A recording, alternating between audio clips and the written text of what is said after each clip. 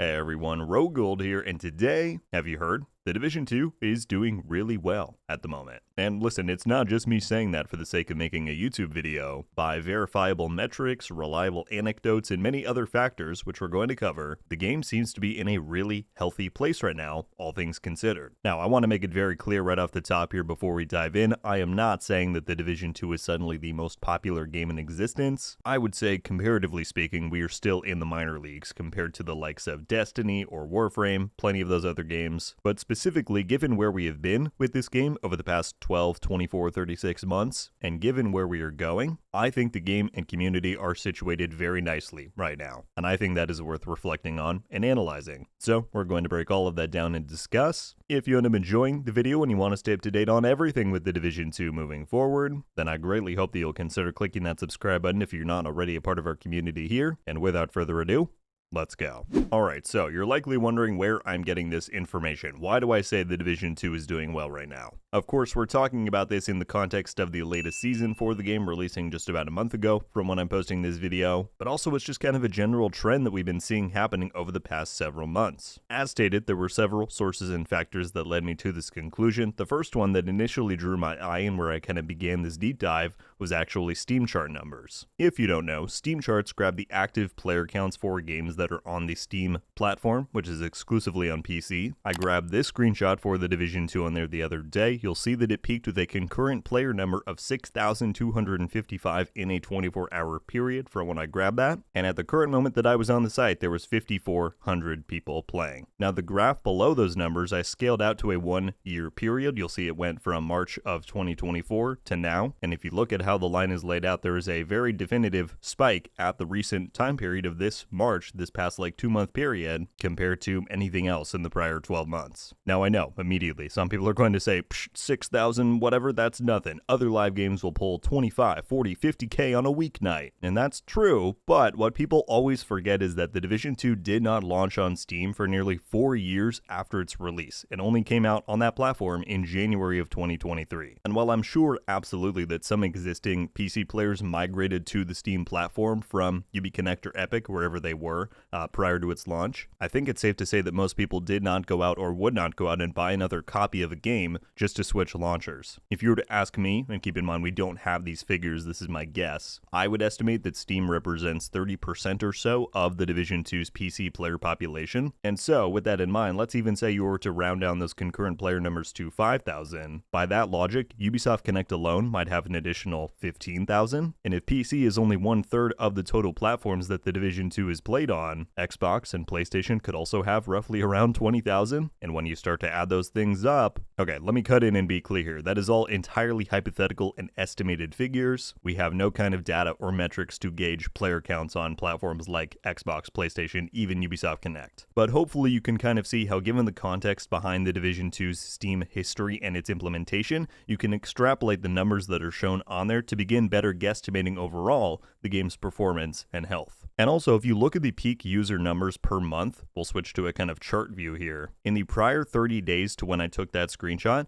the highest total concurrent players was 8,467. And if you compare that to all months prior, that is the highest total amount of players that have been in the Division 2 on Steam since May of 2023. And it is double, sometimes more than double, the average maximum user count in the past 12 months. So again, I saw those Steam statistics and I was like, that's interesting. Another very interesting metric lately have been Twitch drops. In case you weren't around or you don't recall, the anniversary Twitch drops happened just earlier in March. It was a 2-week-long deal with 2 separate tracks of rewards. And so at the start of week 1, I hopped on there and I grabbed this screenshot of when the Division 2 had 8,500 people watching. Thing is, that wasn't actually even the highest that it went. I saw it personally peak at 10.4 thousand. Now again, people are immediately going to say, oh yeah, we'll check back once the drops are over, right? Listen, nobody is saying that those numbers weren't going to go down. If I were to go onto Twitch right now and look at what the game has, I don't know, probably 800 viewers, 800 to 1,000, somewhere in there. But for over 10,000 people to be voluntarily tuning in just to get some caches, patches, and weapon skins, that is absolutely indicative of how many passionate and informed players there are currently engaged in the community. If you want to get more technical and look at some hard data, you can look at the very own metrics for my YouTube channel. I went in and specifically looked at the prior 90-day period, so pretty much all of 2025 so far, and believe it or not, it has been the best ever period for my exclusively Division-focused channel. In the past 90 days, I had 3.5 million views, which is a 43% increase from the prior period, 352.2 thousand watch hours, which is a 76% increase over the prior period, and 16.1 thousand new subscribers, again a 78% increase over the prior period. Now look, on paper that might all sound amazing, and I'm not just showing those stats to try and boost myself up, but it begs a very interesting question: why is this all happening? We got a new season in February, sure, but it's still just a new season, right? And we still haven't had any new major content released for the Division 2 since the Paradise Lost incursion back in October of 2023.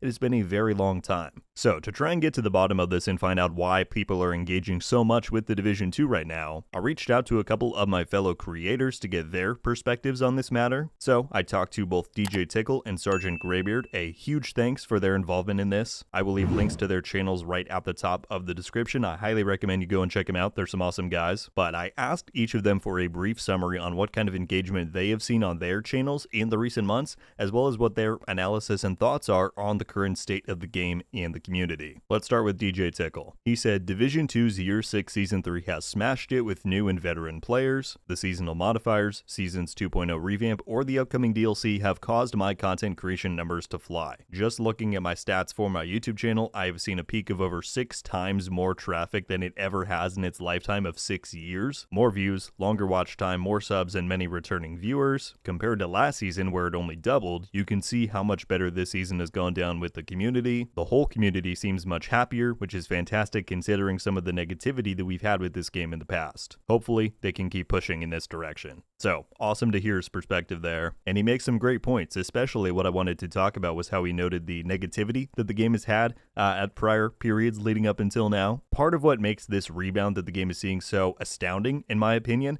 is that I would say May through September of last year, 2024, that was honestly one of the lowest and darkest periods I've seen for this franchise, and that is coming from somebody who has been here since day one, back in 2016. It kicked off with the Heartland cancellation back in May. We then had the entire drama surrounding seasonal characters in Season 2.0. That was all shadowed over by the ongoing Ubisoft company drama. It really wasn't pretty. There weren't as many people playing the game, and I myself was having a much less fun time covering it and making videos compared to the past. So, why has that all changed? Here are Sergeant Greybeard's thoughts on the overall situation. He said, one thing I've noticed over the last month or so is how many people are returning to the game, as well as how much excitement there is when it comes to the future of the franchise. In my opinion, for a game to survive and succeed, it needs not only continued improvements, but the hope of what players will see in the future. And for the first time in a long time, we actually have both of those things going on. Players are actually talking about how much fun they're having again. I can only imagine what it's going to be like when the DLC finally drops. Again, great perspective there. Thank you to Tickle and Greybeard for taking the time to do that. And so, what do I take from his words there? Well, while I can't say that it is entirely due to this one fact, I think a big reason for the current success the game is seeing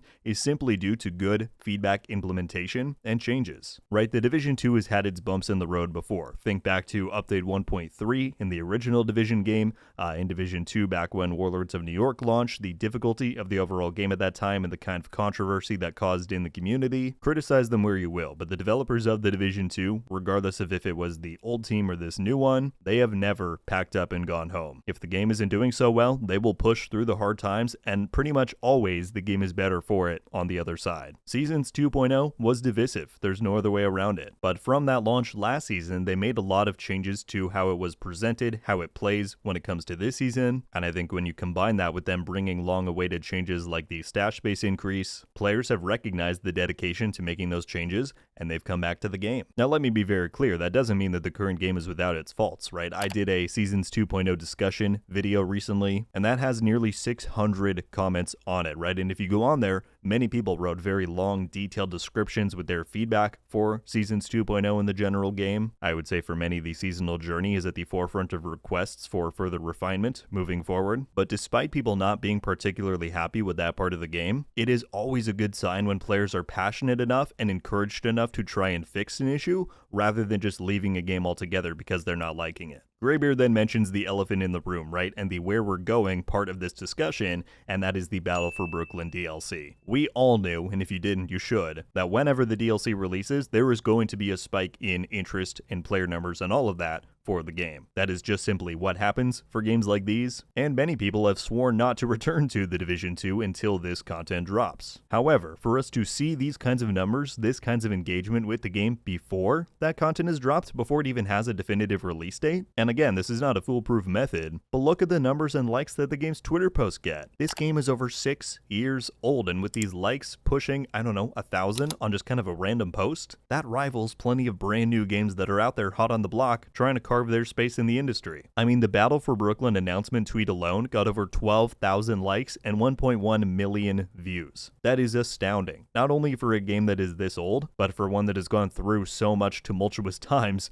back from when it launched. So, all of this is to say that I believe we are in a pretty incredible position as a gaming community right now, heading into the marketing and launch window for Battle for Brooklyn. Of course, that's assuming that it does come with Year 7 Season 1 in June, as myself and many others have been predicting, but there are clearly just so many people chomping at the bit by the sidelines, or if they're not, they've already jumped back into the game. At the end of the day, it is up to Massive to deliver on the quality of this content to the expectation level that I think us players are hoping for, but just about everything else is locked in and has been teed up for them to knock it out of the park with this release if they're able to. And with the DLC and Year 7's reveal coming on April 23rd, as has been previously announced, if that roadmap for whatever content Year 7 may bring is enticing enough, we may be in for one of the best years of Division 2 post-launch content yet from a community and player engagement perspective. And truly, I say that without hyperbole. So, that's all I have for this one, my friends. Kind of a different subject than we normally talk about, but I find this stuff to be super interesting. And frankly, I think it is worth commemorating and celebrating. Not many games get to make it to Year 7 of post-launch content, and I think, despite all of its flaws, there's a clear reason why ours remains standing. The Division will have its downturns again, just like we're having an upswing right now, but clearly the fanbase and the developers are here to stay, and I think that is a very special relationship and community that I'm simply very grateful to be a part of. So, I now turn it over to you all listening. I would love to get your guys' thoughts and perspective on this overall discussion. What do you think about some of the metrics and comments that we went over in this video? What has your experience been in-game or with your specific communities for The Division 2? Are you seeing kind of a similar trend? Or are you seeing something different? I would love to hear about any and all of that down below. That's going to do it for me today, folks. Thank you all so much for watching.